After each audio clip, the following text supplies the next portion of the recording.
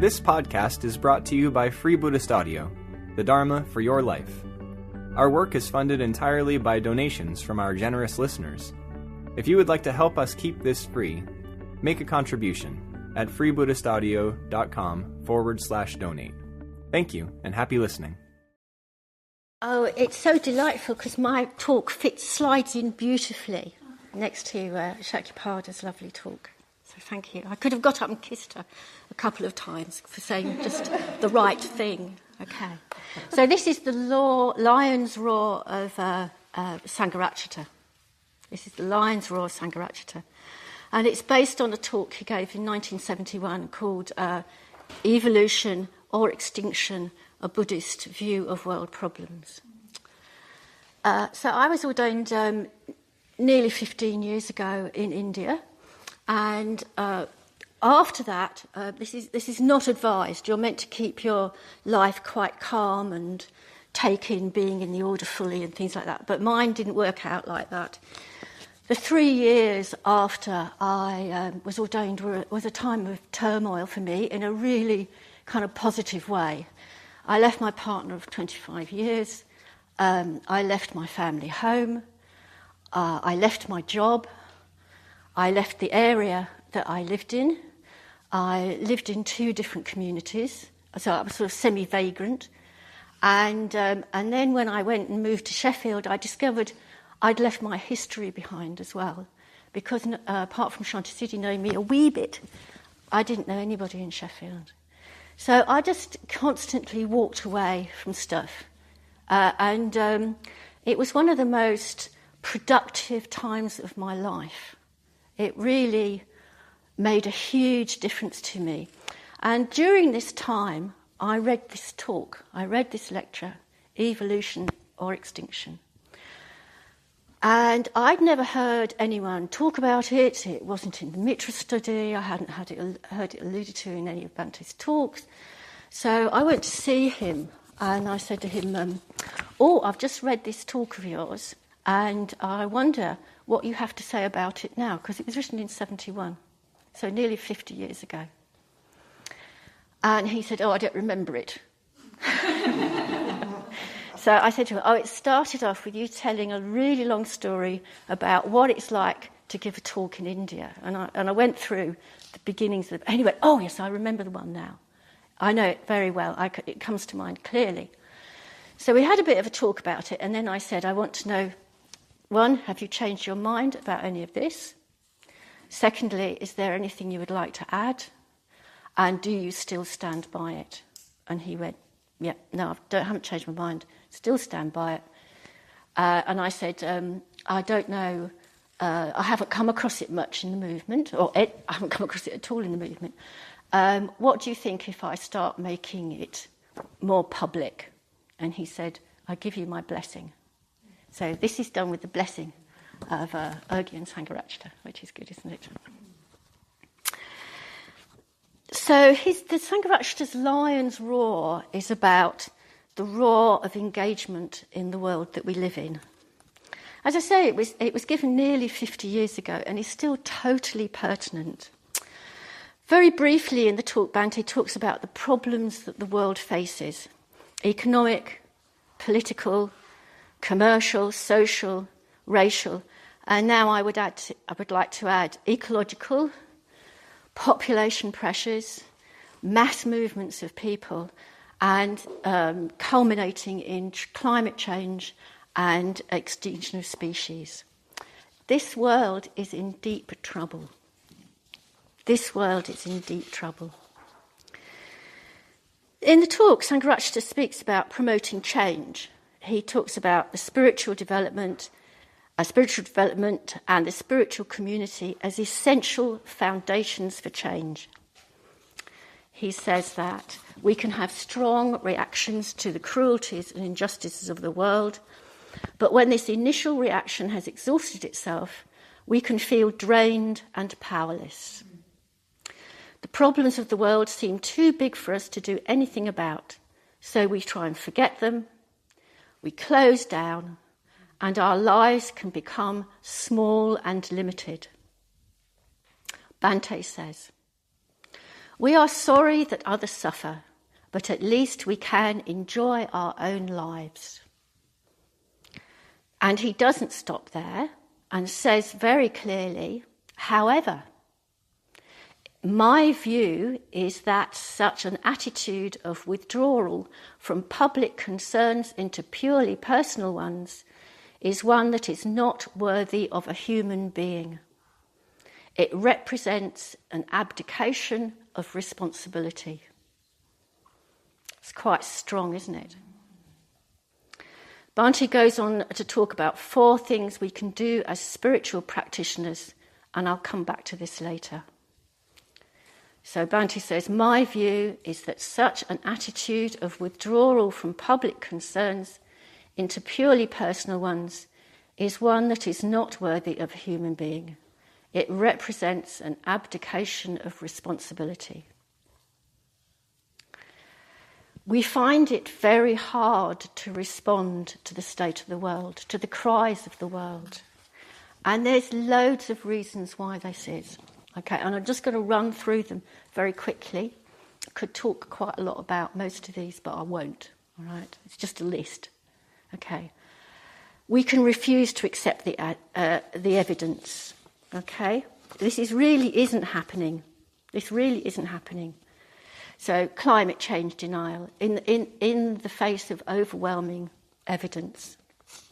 Refusal to accept implications. So remaining unclear. It doesn't. So I've had a conversation with somebody recently who said a climate change was not man-made. I don't care who made it.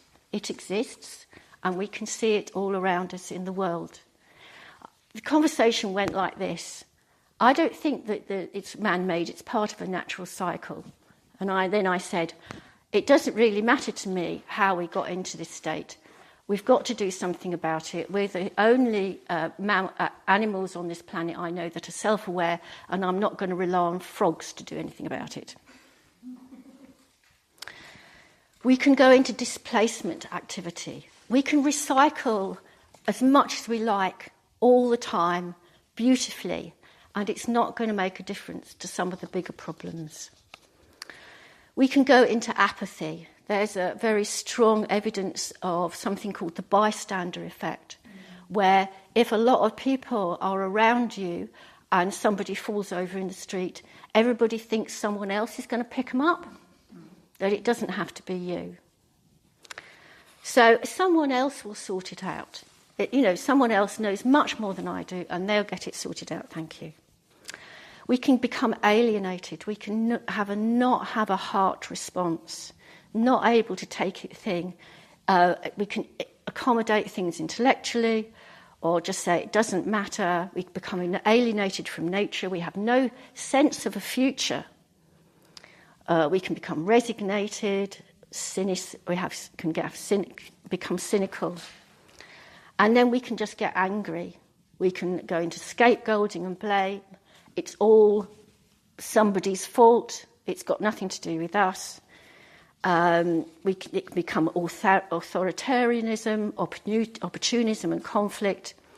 All this gets in the way of communication, stops us from hearing what's happening or being heard when we want to say something.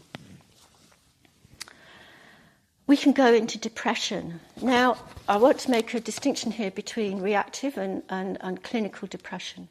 So, if you get upset with what you see happening in the world, you are not ill. You are a human being with a heart. And to be distressed is a normal response. But when we have no connection with our responses, we push away the pain, our joy goes with it. We close down the spectrum of our emotions, and we get cut off from ourselves. Or we can retreat into a private sphere, a kind of bunker mentality, where we feel helpless and disempowered. I'm just interested in my family. I just love my dogs. It's my football team that matters. None of these things are terrible. It's just using them as an emphasis for our lives. And there are a sort of a selection of responses turning away from the problems of the world, which can be uniquely Buddhist. Okay, so we can confuse or mistake being calm for sensitivity to reality. So just focusing on calm in meditation, when really being responsive to the world, we may not be that calm, but we are sensitive to what is real and what is happening around us.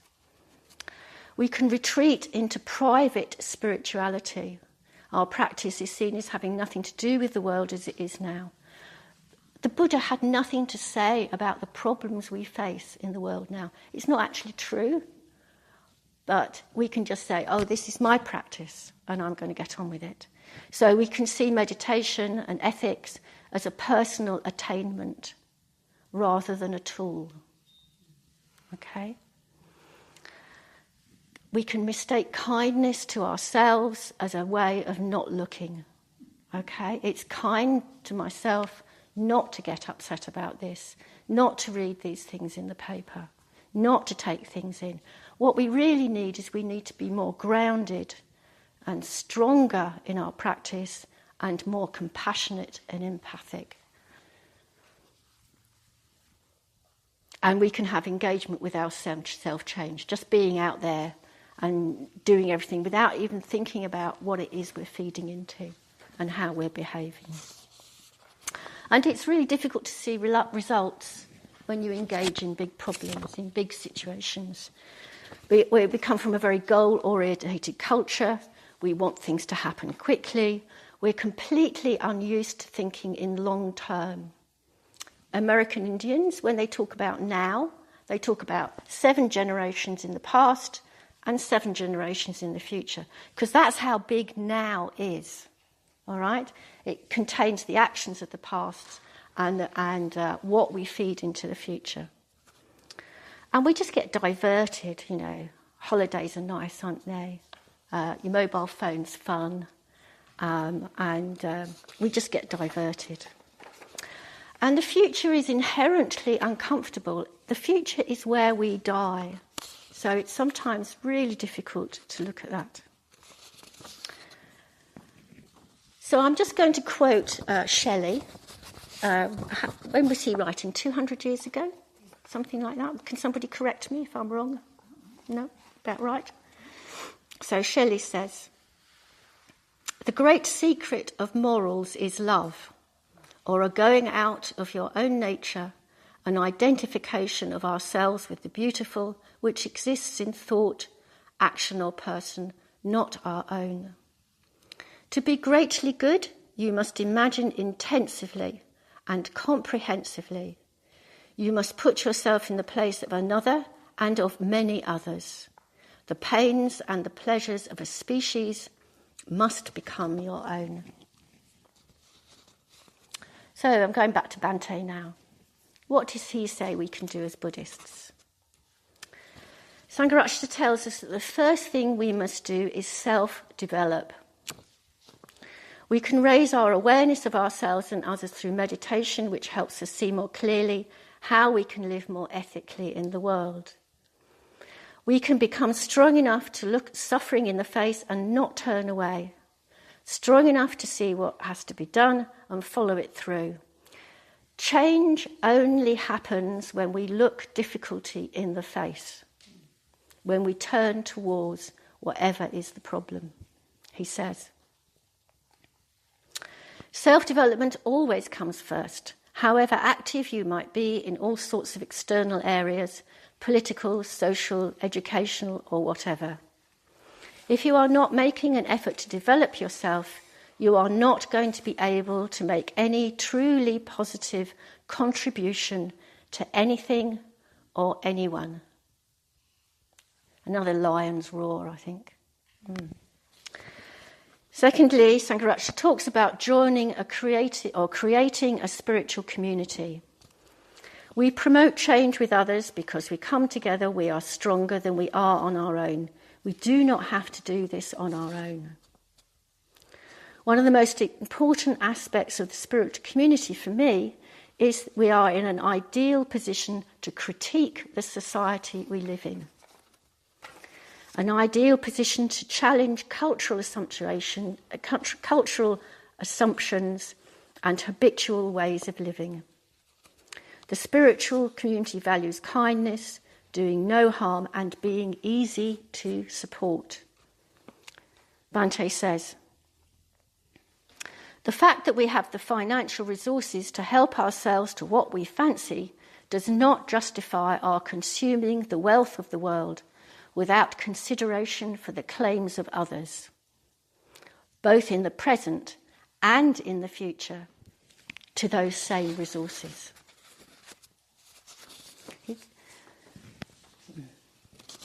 If we as a Sangha practice Buddhism wholeheartedly, we challenge the assumptions and paradigms of society. It's nothing less than that.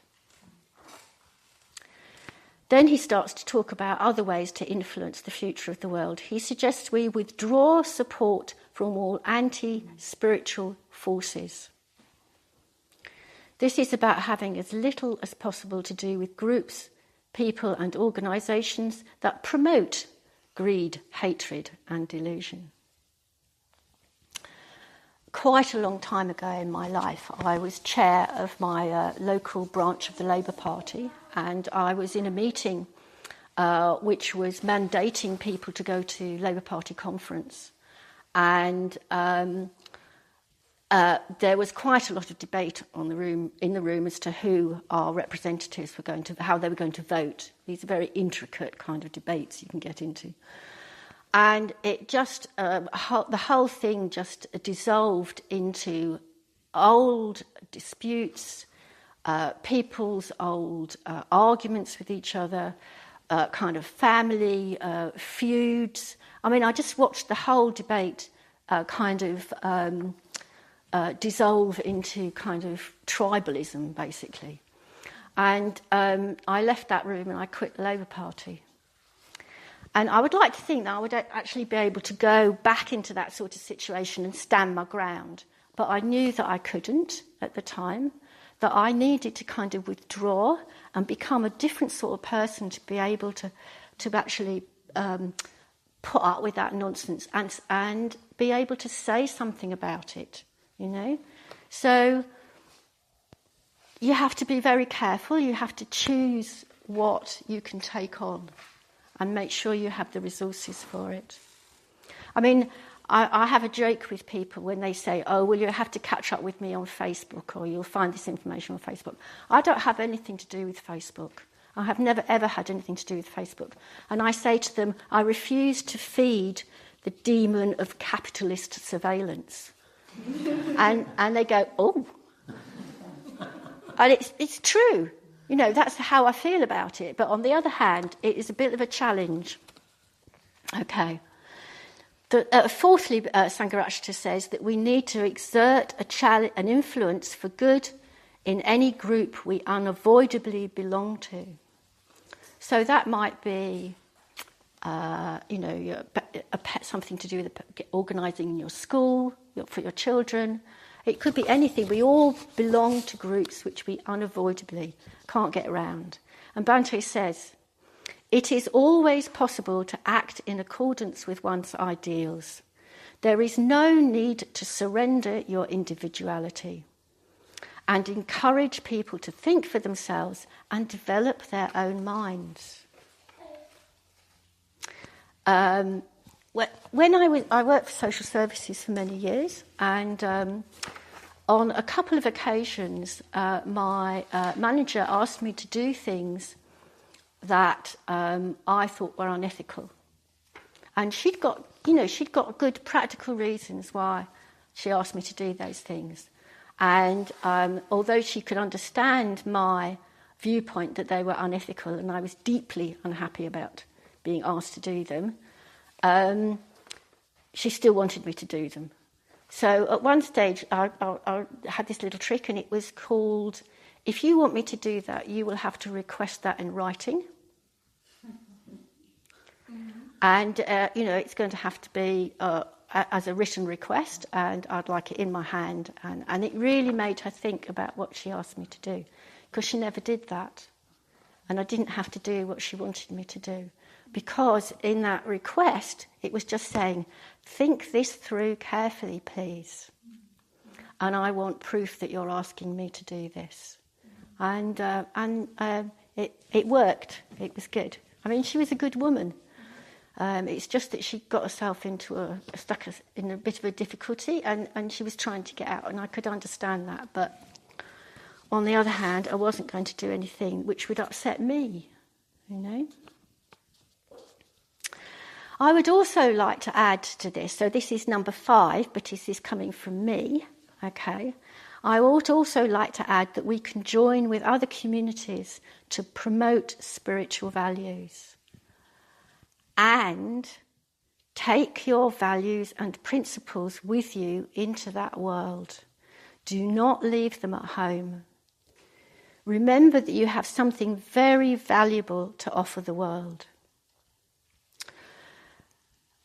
Earlier on this year, I was walking down the road and I was approached by a neighbour of mine, and she was somebody who some years ago we'd been doing some kind of pop-up outreach groups from the Sheffield Buddhist Centre, and she'd attended one of the groups that I'd been to, and she said to me, I want you to come round and have a cup of tea with me because I've got something to ask you. So I went round and had a cup of tea. And she said, I've been getting involved with Extinction Rebellion, and I would like you to consider coming to help because you have something to offer them that I am aware of that they really need. I'm involved with people who are having panic attacks because they're so frightened about the reality of the situation. I was talking to a young man who was getting up in the morning and the climate crisis was the first thing he thought about, and it was the last thing he thought about at night. And he's not paying proper attention to his small children because he's too wrapped up in what's going on. And I think you might be able to help out with things like this. And so you won't find me on the streets with Extinction Rebellion. I've got too many weird things wrong with me to be safe in difficult... I can't keep myself safe in difficult circumstances. But I am going to offer them what I've done a taster session, went down well, I'm going to offer them with another Buddhist, what I call resilience training. And actually, you'd be able to spot it. So it's Pratitya Samutpada, ethics, mindfulness and metta, and it's encouraging empowerment, enjoyment of life and care about yourself and others. And it's really important that people are able to do that. There's no quick fix here. We're in this for the long haul. Earlier on this year I was on a retreat with Parami, and she reminded the team of the Bodhisattva vow, because I think, there's a bit of me which thinks that habit is so strong that if we get reborn here on this planet. It's unlikely we're going anywhere else. And we will have to face the future too, because we'll be here. So we may be doing this for lifetimes. And it's really important that we understand the best way, the clearest way, the kindest way of helping in these circumstances. Yeah, and we were at I did a meditation at Climate Change Action yesterday lunchtime. Shantasiddhi was there too, and it was a bit bizarre. It was dreadfully noisy, but we were a fourth site. You really were a fourth site. People stopped, and there were about 25 of us, something like that, a motley crew of different kinds of Buddhists. And we had our photographs taken a lot. We made an impact by sitting there and meditating. It was interesting. So the lion's roar of Sangharakshita is that he tells us that first thing we must do is to self-develop. Next, he talks about joining or creating a spiritual community, to withdraw support from all anti-spiritual forces and exert a force and influence for good in any group we unavoidably belong to. And I would also say, join with other communities to promote your spiritual values. Sangharakshita concludes this talk by saying, it doesn't matter how humble a level we are operating at or how undramatic our work may be. If enough earthworms burrow away under the foundations of even the most substantial building, the soil begins to loosen, it starts to crumble away, the foundations subside, and the whole building is liable to crack and collapse. Likewise, however powerful the existing order may seem, it is not invulnerable to the undermining influence of enough individuals working, whether directly or indirectly, in cooperation. So I'd like to conclude that to train in the Dharma is to become a new kind of person. It's a radical training, and we have this to offer the world. It's radical to know who you are and what you believe in. It's radical to be able to turn and face difficulty as a practice. Facing difficulty is the only thing that brings about change, I think. It's radical to come from a place of ethics, whatever happens. It's radical to be able to stand our ground and speak our minds.